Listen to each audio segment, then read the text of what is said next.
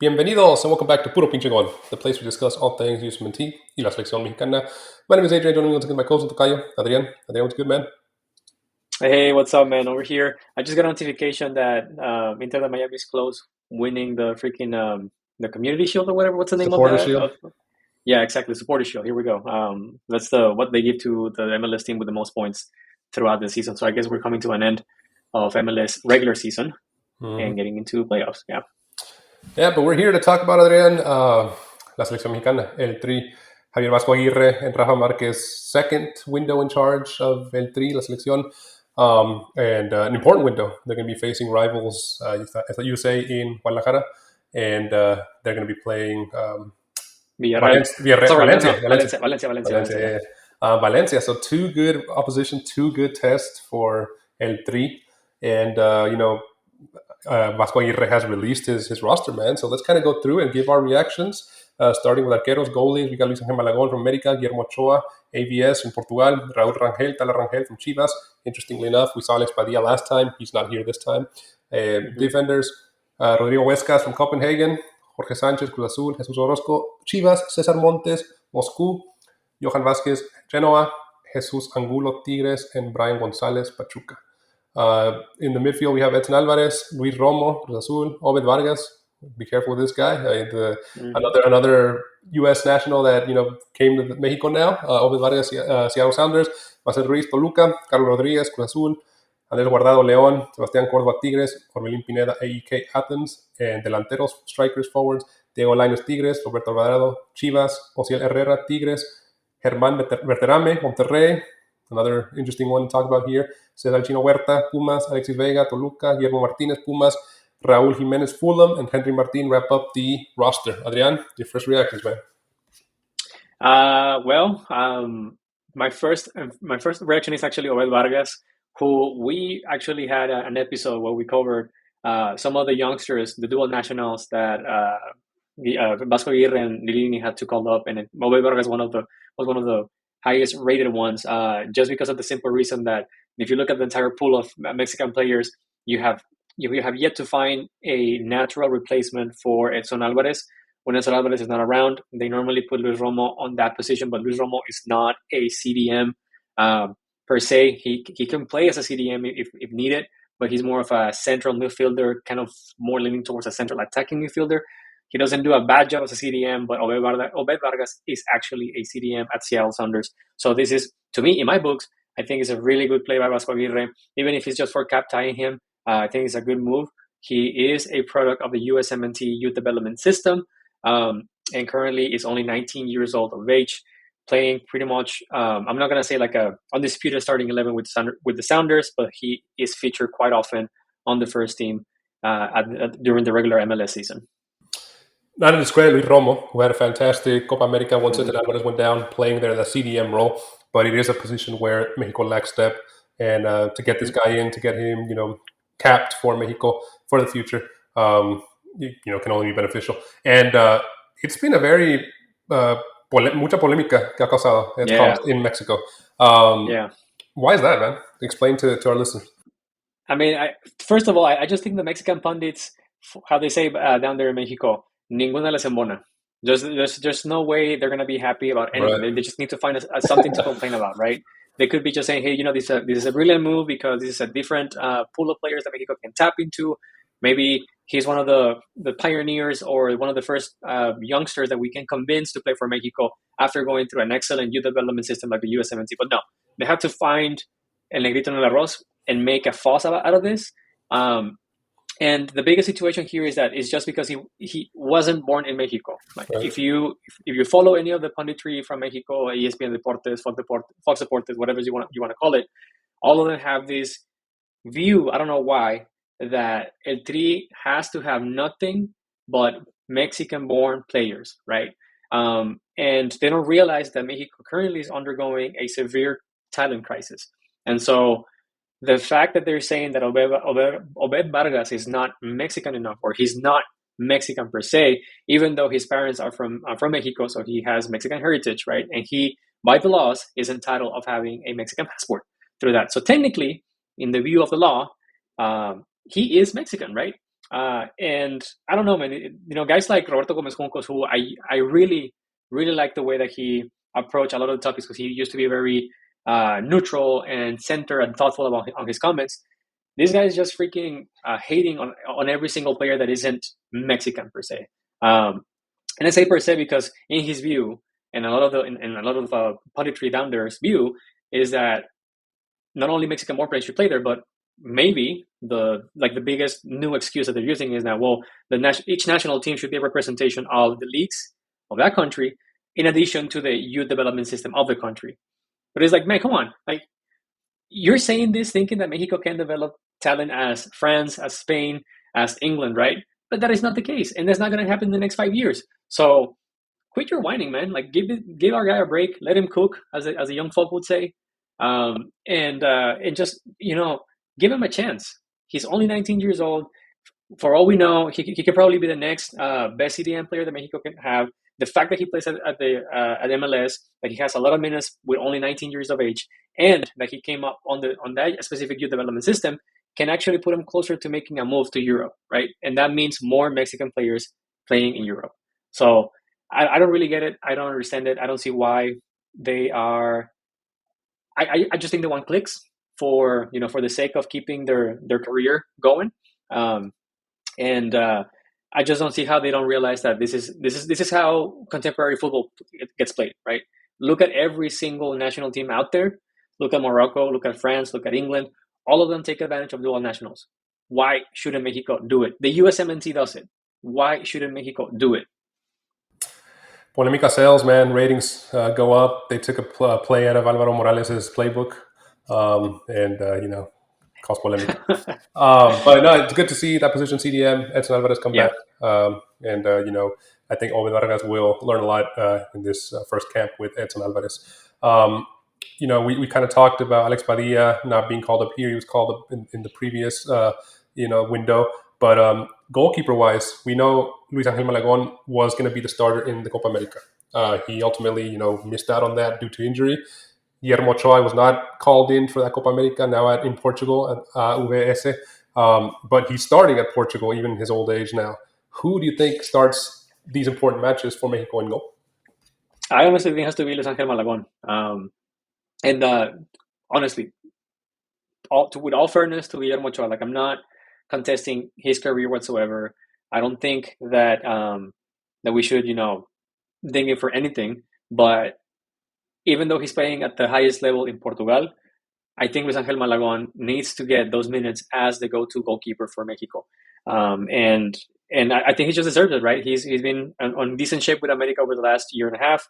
Unfortunately for him, whenever he's getting the chance to be the go-to keeper for Mexico, he gets injured. But I think this is the time for Javier Aguirre to remind him that he will be the goalkeeper for 2026 and the next maybe World Cup cycle, right? Guillermo Ochoa, I think it's fair to say that he's going to get called up to 2026. I don't see how he wouldn't. But I think it's just time for us to start moving on. And Luis Angel Malagon is a good temporary replacement until we find the next big thing in Mexico's goalkeeping position. Right. And switching all the way from the back of the pitch to the front, delanteros, Germán Berterame, the Monterrey striker, the Monterrey forward, finally gets called up for eltri, now Mexican. Mm-hmm. Another big surprise here for me was, not surprise, but since he's playing well, but Raul Jimenez is back, playing really well for Fulham. And it's going to be a battle between them three. Do you see Germán Berterame competing for that number 9, or do you think he might play? We see him play often as a double punta, right, with Brandon Vasquez from Monterrey. Mm-hmm. How do you think he'll get incorporated into this lineup? So here's my take on Germán Berterame. He's definitely better than Guillermo Martinez, for sure. In general, not only as a striker, as a number 9, but in general, I think he's better than Memote Martinez. I think he's getting called up because Julian Quiñones is not getting called up. And just like Julian Quiñones, Germán Berterame can play, as you said, as a number 9. And he plays well with 2 strikers at the top, and he can also play as a winger. If you remember, during his beginning of ligamx career with Atlético San Luis in what it used to be La Segunda División of Mexico, now Liga Expansión, with Atlético San Luis, he was a winger, and he was a star player for San Luis as a winger. He gets bought by Monterrey, and while Vasco Aguirre was with Monterrey, Germán Berterame, while he featured a few games as a number 9, more often than usual, he was a winger on that squad for El Vasco Aguirre. So I don't think he's getting called up to be a number 9. I think he's getting called up to be more competition for the wingers as a replacement of Julian Quiñones. I think he's of a similar build in the sense that he can make high pressure. He can put up with high pressure like Julian Quiñones does. Again, he's very versatile. So if he needs to play as a double 9 or shortly behind the lone striker or as a winger, he can do it. He has those characteristics. He has a decent long shot or long distance shot, and so I think that's perhaps the reason why they call him up. I don't think I don't see him competing against Henry Martin or Memote Martinez or Raul Jimenez. We all know that if Santi Jimenez is healthy, they're gonna call up Santi Jimenez. If that was the case, I don't think I think Memote Martinez would have been the sacrifice player instead of Germán Berterame. You brought up a good point of Julian Quiñones not being called up. I haven't been following his so far away. I can't follow him in Qatar or Saudi Arabia. But is he not being called up because of an injury, do you know? Or is it just because, now he's playing in an inferior league that Vasco Aguirre might feel that, give the chance, like you said, to Germán Berterame, give the chance to somebody else, Diego Lainez, or one of these other young players that can play on the width. Do you happen to know? So I'm doing my research right now, real quickly. It looks like he has played 4 matches, 3 on the Saudi Pro League, 2 goals so far, and 1 on the Kings Cup, 2 goals on that specific match. I think that's how many matches they have played in Saudi Pro League. I'm not too sure. I don't follow it. And I don't think I'll ever follow it, to be honest with you. Okay, hold on. It looks like they had 5 matches. 3 of those he played. He scored 2, and he wasn't on the squad for the most recent match, which was the 27th. So I'm assuming he was either injured. It just appears here that he's not on the squad on transfer market, the site that I'm using. So I'm assuming he's injured or something is going on. But to your point, I think that Javier Vasco Aguirre knows that the Saudi Pro League isn't necessarily as competitive as any other league. So I think Julian Quiñones will have a more challenging time playing for the Saudi Arabian team than actually, if he was playing with America. I think it's a combo of those two things: him not being necessarily match ready, and then also the fact that he plays in the Saudi Pro League. Albeit he plays on a team that purchased a ton of good players recently, and by a ton I say maybe like 4 or 5. But it's supposed to be like they're supposed to be building a very strong team to compete on that league. Let us know if you keep up with Julian Quiñones out there in the Saudi Pro League. If he's injured, has a little knock, or what news you heard from him out there. But the man defensively, I think it's a very interesting lineup here for Vasco Aguirre. We see Brian Gonzalez from Pachuca get called up, the youngster who has 1 cap under his name, the left back player, and Cesar Montes, who's now playing in Moscow, Lokomotiv Moscow. Jorge Sanchez is kind of interesting call up there, but Rodrigo Huescas from Copenhagen gets called up. I like these youngsters, man. He's calling all youngsters for this lineup. He is, and that's one of the things that we said during our episode where we made the thumbnail saying that he likes them young. So he's doing what he's supposed to be doing. I'm just a little surprised that Julianaraujo did not make it this time, but I can see why, because he's calling up the likes of Brian Gonzalez and Rodrigo Huesca. So he's for sure doing circling his roster, finding those players that will fit with his game style. And it's nice to see Cesar Montes coming back as a choice of a defender. I'm assuming he's going to start with Johan Vázquez. But yeah, I think that the biggest, not surprise, but the biggest name here is Rodrigo Huescas, who's been playing, getting some good time with Copenhagen. Sometimes we follow, at least we follow him because we do the weekly recap of Mexicanos in Europa. And even though he's not necessarily the go-to starting 11 player, he gets some decent time here and there, both on the European competition, where I think he's playing Conference League, and also on the local Danish league. Yeah, but I think you brought up a good point that the big Baja in the back, Julianaraujo, who was playing very well for Bournemouth, and who has to be feeling kind of, what the heck do I have to do more to get called up? I wasn't called up right now, but I'm playing really well for Bournemouth. I wasn't called up last month. I haven't played with a new coach. Is he, am I not the coach. Like, why am I not getting called up? Right? He has to be questioning this. Yeah, and that's I think he's going to suffer. He's going to be in a similar situation, suffering from the same ailment as Robert Vargas, right? He is a product of the USMNT or the MLS Youth Development Program. He never played in Mexico. He wasn't born in Mexico, even though he has committed to play for Mexico and he has Mexican heritage. He's gonna go under the same scrutiny of just not being, for our terms of purposes, not Mexican enough to represent Mexico, on a regular basis, which sucks because again, he is a really valuable player, and he should be seriously considered to be the starting choice for the right back on this team. Right. We talked about Ove Vargas. We talked about a little bit about the midfielders. The big, funny item here is Andres Guardado being called up. We talked about this before, but it is for his going away, his big, despedida celebration, right? For a very deserving and very decorated player who gave it all for eltri.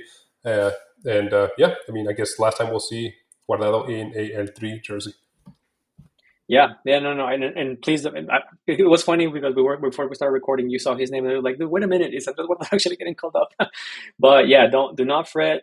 As much as we would like to see Prime Guardado with eltri again, this is just a farewell last dance with eltri. He announced that he was going to retire after the end of this season. He wasn't even able to last until next year's Club World Cup. So that kind of sucks, but I get it. He's not necessarily fit anymore to last the 90 minutes. You can see it with Leon every single weekend. And also I saw a couple of people complaining about Aguirre calling up Guardado and not Luis Chavez. Luis Chavez is injured, so that's why he's not here. And Guardado is just doing his last dance. So yeah, don't get all, don't get your panties in a twist, as people say. Right. Well, Adrian, good episode, brother. As we wrap up this one, man, where can our listeners find us, dude? They can always find us on YouTube. Don't forget to subscribe, hit the like button, and turn on the notifications. You can also find us on Apple Podcasts, Spotify, or wherever you get your podcast on. Last but not least, you can also find us on Instagram and TikTok. We post memes, latest news, and shorts of our episodes. Yeah, so be sure to follow us and drop us a like in the YouTube link below. And let us know in the comments, what are your thoughts on this roster, Javier Aguirre's roster, in his second window of his third stint for eltri? Any omissions that caught your eye, any inclusions that made you scratch your head other than Guardado? Let us know definitely in the comments.